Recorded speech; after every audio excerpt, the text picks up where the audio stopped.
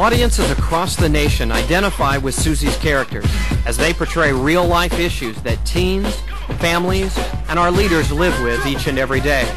Susie pulls no punches in addressing through dance and drama the effects of rampant alcohol and drug abuse, irresponsible behavior leading to AIDS and teen pregnancy, peer pressure, gangs, and the many devastating realities of today's challenging world.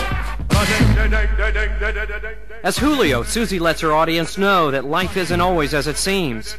She shares how gang involvement can sometimes be an escape from an abusive home life. He starts drinking there, and then he starts swearing on me. Sometimes he waves his big old knife around me and damn near cut my hand off.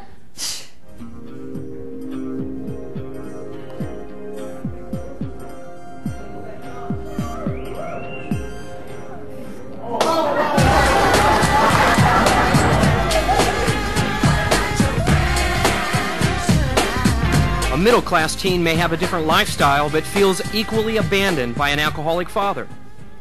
Yeah, he does drink too much sometimes, but he doesn't throw up or fall down in the street or anything.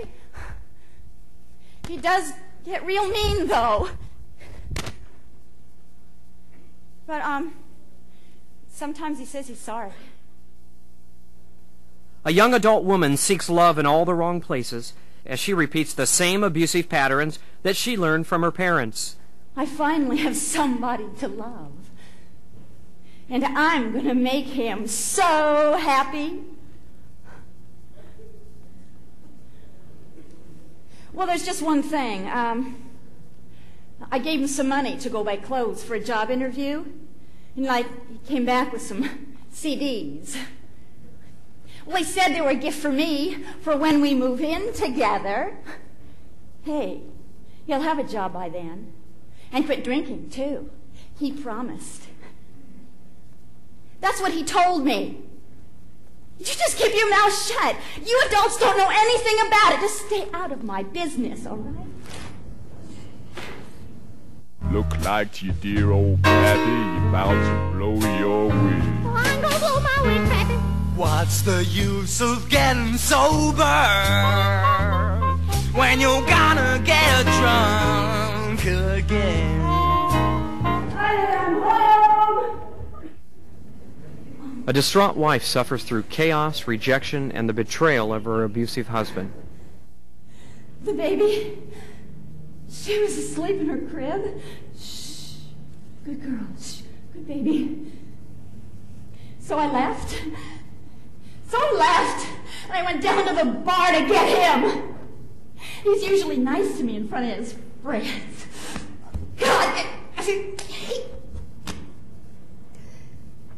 only this time, he just ignored me. You don't really think he was interested in those dumb girls, do you? He got real mad when I accused him. He said I should divorce him. Oh my God. A 14-year-old girl succumbs to feelings of loneliness and abandonment. Seeking answers in drugs, alcohol, and sex, she ends up pregnant and exposed to AIDS. And there was this guy, Andy. He's 17 and he had this awesome red car. And he took me to some bomb parties.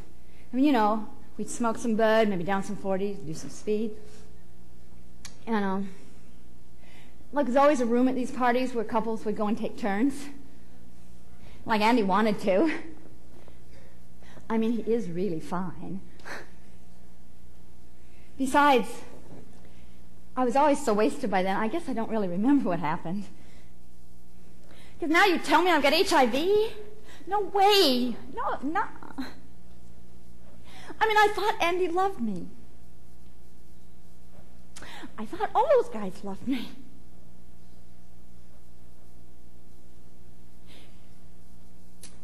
I don't want to die. Susie also touches many lives through her own personal story. From meeting her high school sweetheart to the parties they attended in college, their marriage, and the devastation of his progressive alcoholism and addictions. He would drink or smoke or take a pill, and anything he touched he became obsessed with. He became a zombie, and video games became his favorite. He would play for 24 hours straight.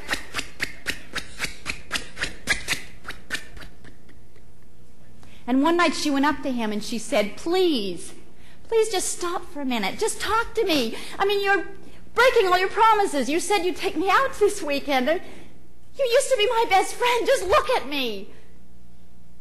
And you know what he said to her?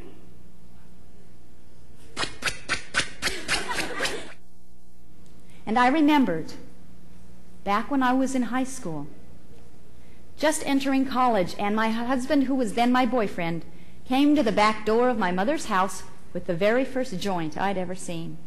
And he said to me, let's go down to Huntington Beach Cliffs, where he surfed, and smoke it.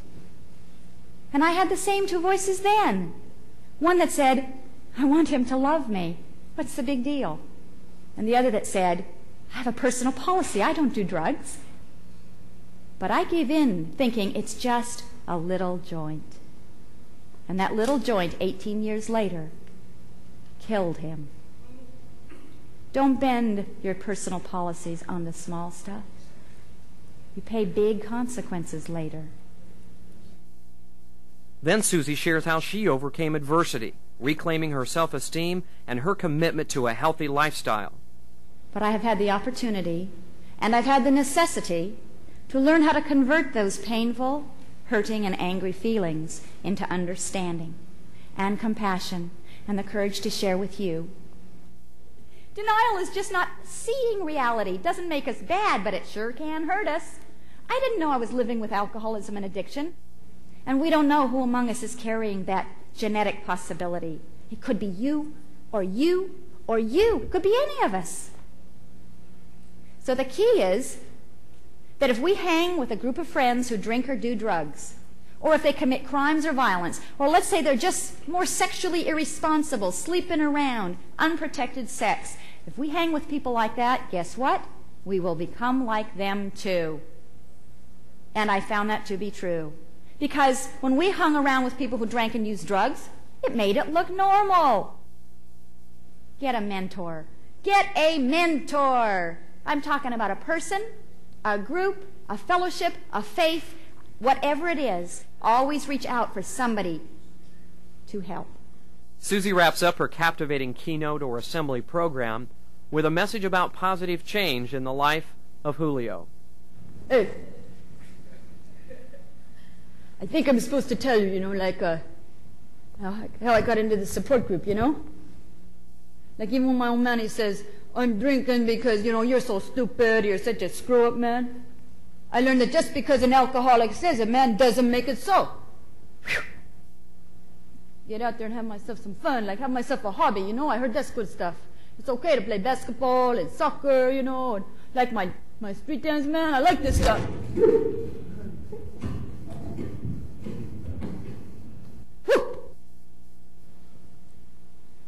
He wants me to tell you like I found somebody to love at these meetings, man. Well, it's cool, man. It's me. Yeah. God don't make no junk. He told me to tell you. You listen up, man. The real somebody to love? The real somebody to love, man. That's you. That's you.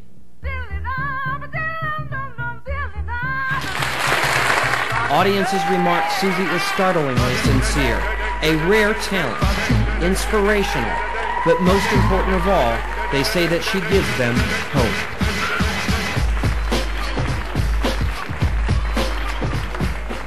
For additional information and to book Susie Vanderlip for your organization, please call 714-997-2158 or email at svanderlip@aol.com.